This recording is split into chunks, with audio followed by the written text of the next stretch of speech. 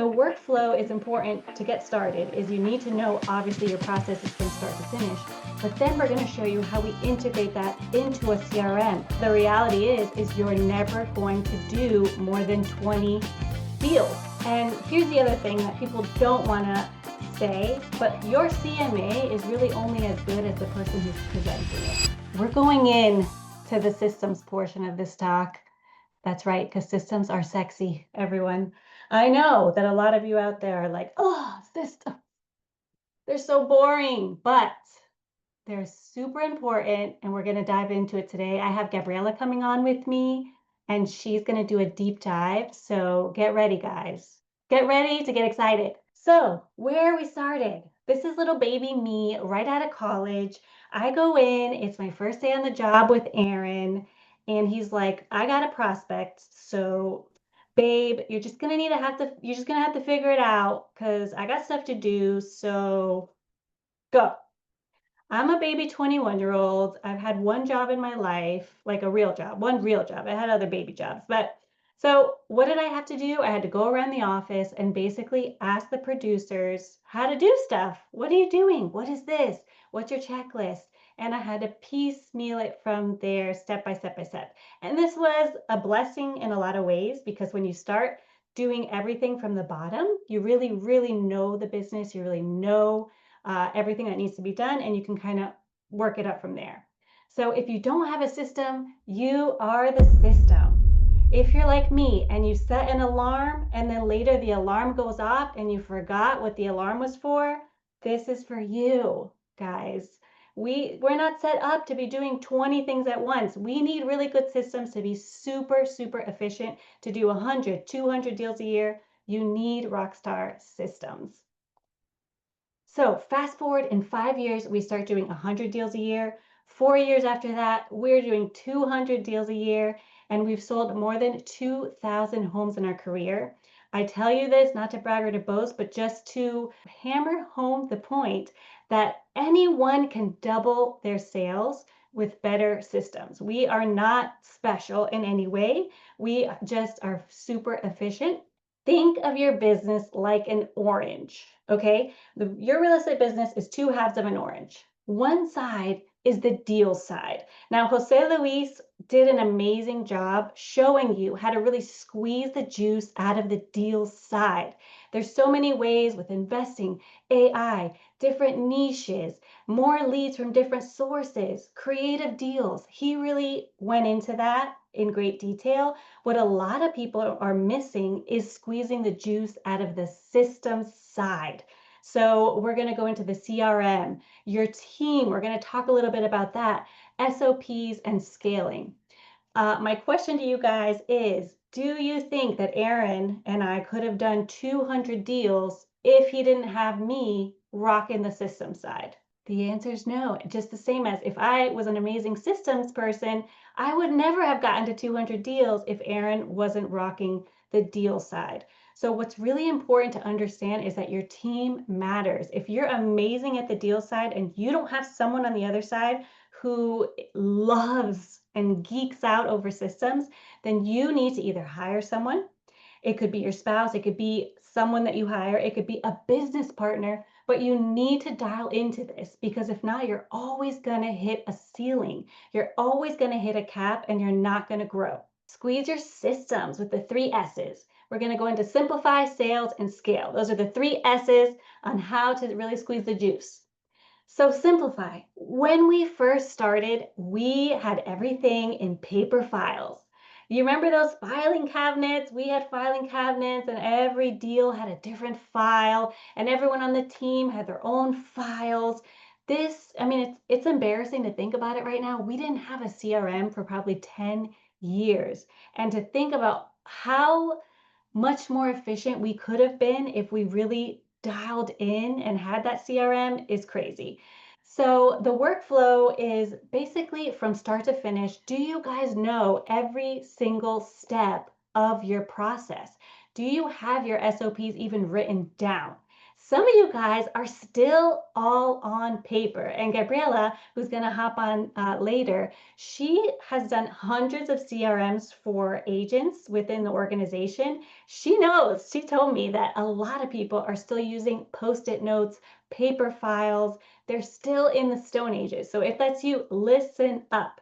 The workflow is important to get started is you need to know obviously your processes from start to finish, but then we're going to show you how we integrate that into a CRM so that everybody on the team is looking at the same things. So when Aaron would come to Gabriella and I and be like, oh, what's the update on Susie? We could just roll our eyes at him, which is fun, and say, look at the CRM, bro. Look at her profile. All the notes are there. All the emails are there. All the checklists are there. You can see what's been done and what hasn't been done. So this is really a culture shift, and it's important that you guys get everyone on the same team, and we're going to do that with the CRM. Complexity fails and simplicity scales. This is just a word to the wise. We did not start these systems and create all these systems in one day. We started out super simple. Like I said, on paper, we had paper checklists.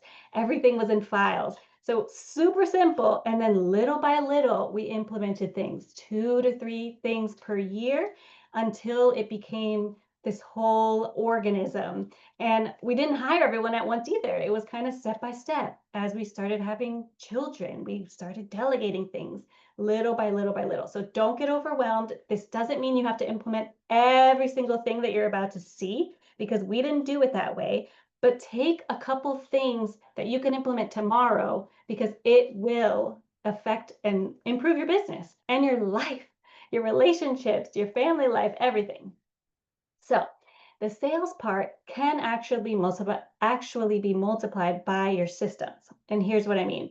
So the salesperson on the team, so in our team, it was Aaron, he would only focus on the plan, prospect, lead generation, go on appointments, and negotiate.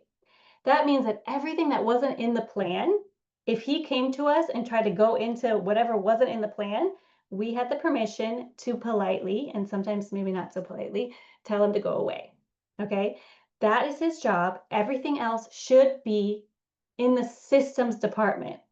If you're doing both, a lot of people do that at the beginning. That's fine. But the reality is you're never going to do more than 20 deals. Like it's just never going to grow. You're going to get stuck. You're going to get stuck in a little ceiling. So we want to get you out of that little box and start thinking about what you can start delegating right now. Maybe not all these things, but here are some things that we delegated piece by piece. Number one is the calls. I hated, well, I don't want to say I hated talking to people, but I'm not like a small talk kind of girl. So what I would do at the beginning, because I was doing everything other than the sales at the beginning myself, which I don't recommend, um, I would listen to the voicemails and just write them all out and then just give them to Aaron.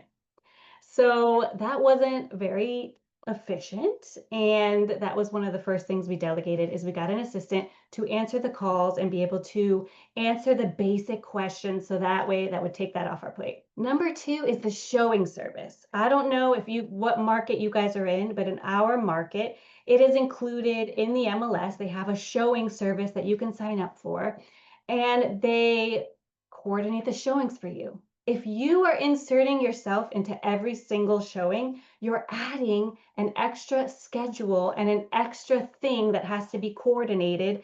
And we don't want that because we want as many showings as possible. So if we have to coordinate your schedule, the seller schedule, the buyer's agent schedule, it's creating complications. We want to make it as easy and as simple as possible. So use the showing service. Let them schedule showings, put it on a lockbox, make it easy. You don't have to be there. And a lot of times you make it worse. The other thing is photographers. Photographers do not want you there. Also, you don't take as good of pictures as the photographers do. Just get someone to take your pictures for you. And what we learned over time was we could get the photographers to put the lock boxes on for us. So we would Amazon ship a huge box of lock boxes to our photographer and they would put it on for us and put the key and everything. They don't want us there. We don't really want to go there. There's a lot of properties that we listed where we never even went to them. The photographer would send us the pictures, we could see the condition, we would list it on the market, sell it. We never went to the property. So get more efficient with your pictures. It's not something that you should be spending a lot of time at a property during photos. TC. This is one of the first things you can delegate because the money comes out at closing. So they get paid when you get paid. No brainer. And a TC is like a secret weapon. The TC that we had was so good. She was good at lending. She knew contracts. She knew the real estate game. She knew how to negotiate. So we rarely got involved once a property went pending. She handled it. And Erin would only get involved here and there when something was just like catastrophic, but it was rare. One time we were on vacation and she got this property closed that had basically a cockfighting ring in the backyard. Okay, this was Hialeah. So a entire cockfighting ring that at the day of closing at the walkthrough they discovered. She got someone like one of those junk removal services. She paid out of her own pocket to have it dismantled, and they closed that day. So like that's the type of person, if your TC is not ride or die, if your TC does not solve problems, they're not the right TC. You need someone to take, once it goes pending, you need to just be like, all right, done, next, on to the next deal. That's how good the TC can be for your business, and they get paid when you get paid. So I think that one is a no-brainer and probably one of the first things to delegate. Listing coordinator. This person it saves so much time because you can send them an email, and now with ChatGPT, like you can send them the remarks already written, just like some important things about the property and a cheat sheet about another property that's similar, and they can list it for you. Maybe you'll have to do a couple tweaks, but it's hours of your time saved, and you can pay them per listing. So it's not like a huge salary. I know at first when you're hiring, you're thinking, I have to pay a person a salary. What if they don't have enough to do? No, you can find someone and pay them per listing, which is what we did. She was with us for over 10 years. Our listing coordinator, she was a teacher, so she would do it, on her off time. So it was great for her, extra income. And it was amazing for us because it saved us so much time entering listings and all of that. So that's another great thing to delegate right away. CMAs. I know a lot of you guys are going to be like, no, I can't delegate my CMAs. My market is so complicated. I don't know. But here's the deal. Even if your market's super complicated or super big, would hiring someone just to give you a couple actives, pendings, closed, and just kind of doing the pre-work for you, could that save you time? And could that even maybe replace you on some of the listings? So what I would do for Erin is I would go in the MLS. I don't think I have particularly amazing market knowledge, even though I've been in the business a long time. I would just go into the neighborhood, find a couple actives, a couple pending, close. I would highlight, beds and baths and maybe some renovations and things that made that property stand out.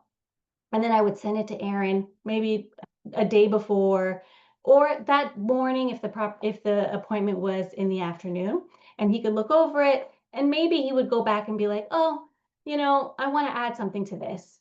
But it was already saved in MLS as a search. So he could just go in there, maybe add a couple properties. And what we would do was print a PDF. So he would always present on an iPad. So we would never print paper. Everything was digital. So he was looking real professional with the iPad. But yeah, he could just reprint the PDF and it was fine. I saved him so much time by doing that. And here's the other thing that people don't want to say, but your CMA is really only as good as the person who's presenting it. Like I could probably give Erin a substandard CMA and he would still list that property. So like think about the CMA as something super simple. Yes, it should be accurate. I think that's important. But if you're spending hours on it, you're not doing it right. There's a better way, and you can teach someone to do it. We actually have kind of a breakdown on how to evaluate property that we used.